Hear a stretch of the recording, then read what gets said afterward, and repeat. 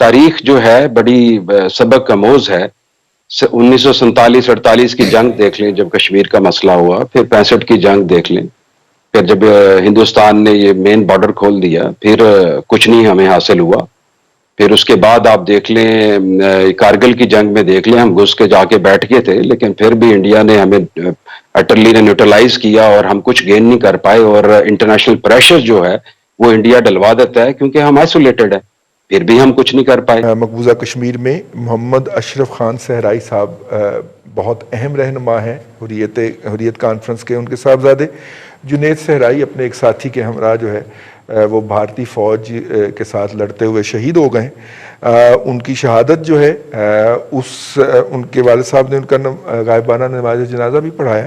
وہ تو ایک اپنی طرف سے بات ہے, لیکن اس میں جو بھارتی فورسز نے جو کیا, اور ابھی پچھلے دنوں جو اگر آپ کو یاد ہو تو مودی صاحب نے وہاں پہ وہ ڈومیسائل اور یہ سارا کچھ وہاں کی ڈیموگرافک چینج کے لیے جو حرکات شروع کی. عبداللہ ملک صاحب, مجھے تو تشویش ہے کہ کہیں اس قتل و غارت گری کے اندر ہمارا ہاتھ بھی نہ نکل آئے کسی لیول پہ جا کے.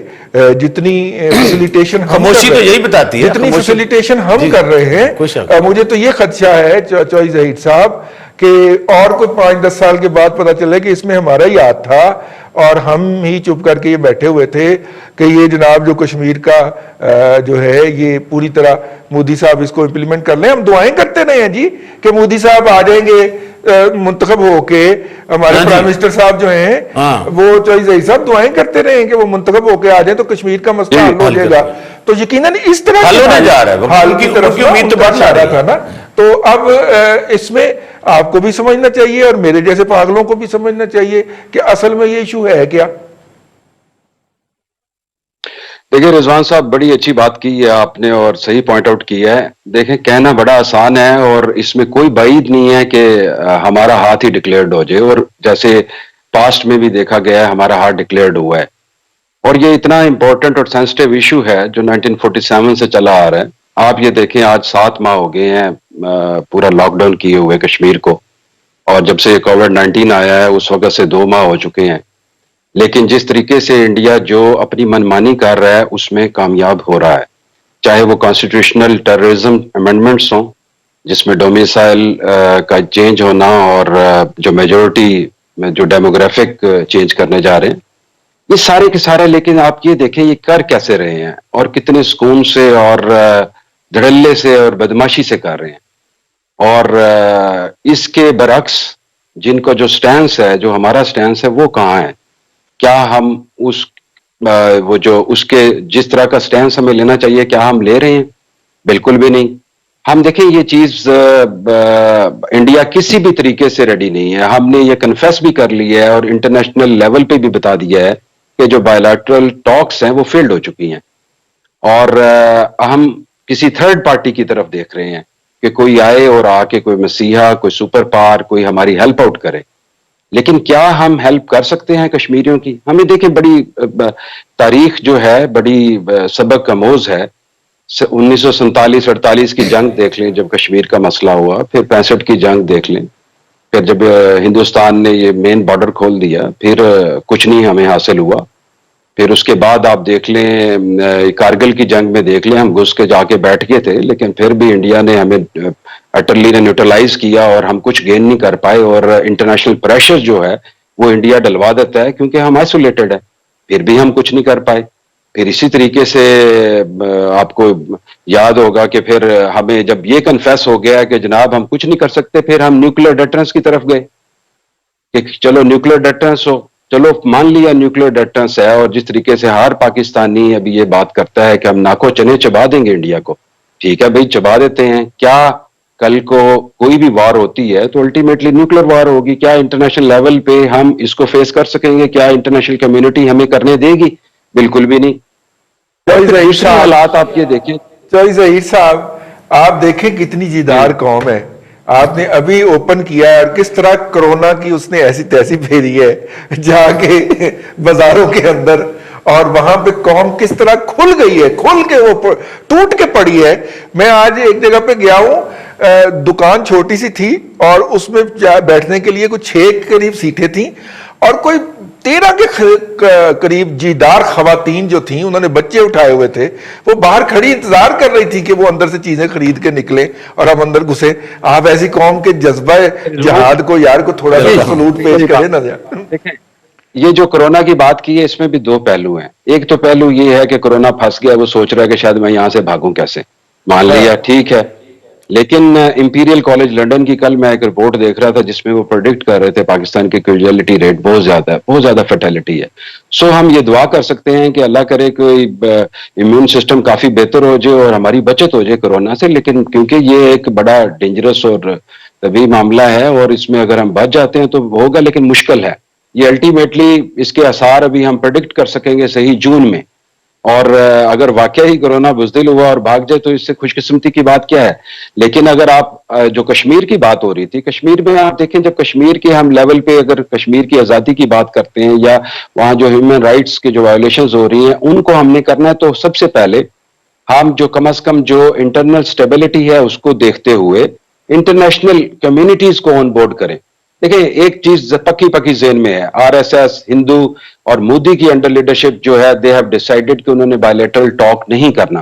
انہوں نے یونائٹڈ نیشنز کی جو ریزولوشنز ہیں ان کو ردی کی ٹوکری میں پھینک دیا، کانسٹیٹیوشن امینڈ کیا، آپ کے سامنے سارا ہے، کیا کر لیا.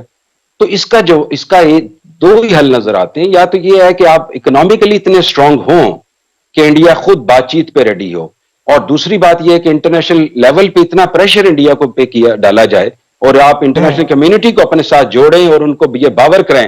جس طریقے سے یہ بڑی اچھی موو ہوئی ہے، کل ایک پارلیمنٹیرینز کا ڈیلیگیشن گیا لنڈن میں، house of Lords and house of Commons میں، انہوں نے بڑی سپیچز کی ہیں، پریزیڈنٹ آف آزاد کشمیر لے کے گئے ہیں جہاں پہ یہ موقف بیان کیا گیا، یہ بات چیت کی گئی ہے اور وہاں پہ لوگوں نے اس چیز کو سراہا اور یہ کنفیس کیا کہ واقعی انڈیا زیادتی کر رہا ہے.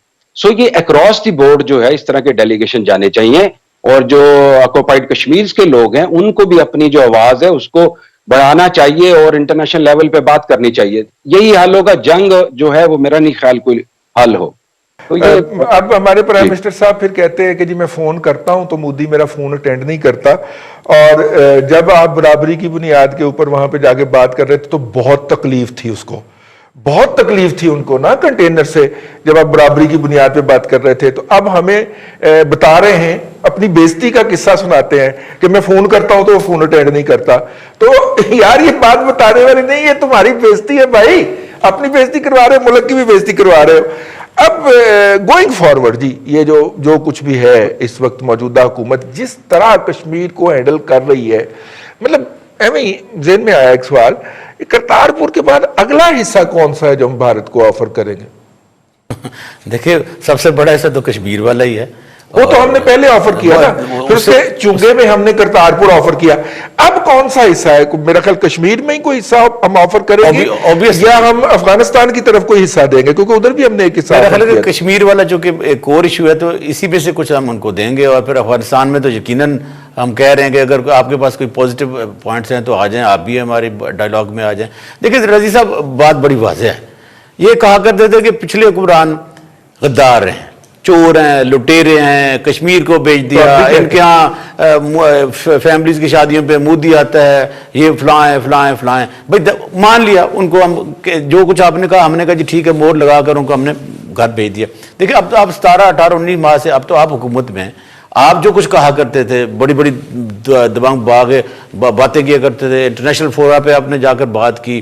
آپ نے کہا کہ جی پھر کہا کہ انڈیا میں الیکشن ہونے جا رہے ہیں، اللہ کرے مودی جیتے اور وہ جب آئے گا تو کشمیر کے مسئلے کا حل کرے گا. وہ آپ کے خوابوں کی تکمیل تو وہ ضرور کر رہا ہے، لیکن ہمیں افسوس اس بات کا ہے کہ جو کچھ کشمیر میں ہو رہا ہے وہ سمجھتے ہیں کہ شاید ماضی کی طرح اب یہ بھی حکومت ہمارے پیچھے ہے، موریلی ہماری مدد کر رہی ہے، ہمارے لیے آواز بلند کرتی ہے. اگر اس قسم کا ہم دھوکہ انہیں دیتے رہیں گے تو وہ جو آوازیں کشمیر سے بذات خود وانی کی شہادت کے بعد اٹھنا شروع ہوئی تھیں اور انہوں نے اپنی جو باغ ڈور اپنے ہاتھوں میں لی تھی اور اپنے فیصلے خود کرنے لگ گئے تھے، تو ہم تو ان کو بھی نقصان پہنچا رہے ہیں، ہم ان کی شہادتوں کو نقصان پہنچا رہے ہیں، ہم خود ان کے ظالموں میں شمار ہو رہے ہیں. ہم انہیں یہ کہہ کے کہ ہم آپ کے ساتھ ہیں، ہم بات چیت کر رہے ہیں، دنیا کو ڈائلاگ میں شامل کر رہے ہیں.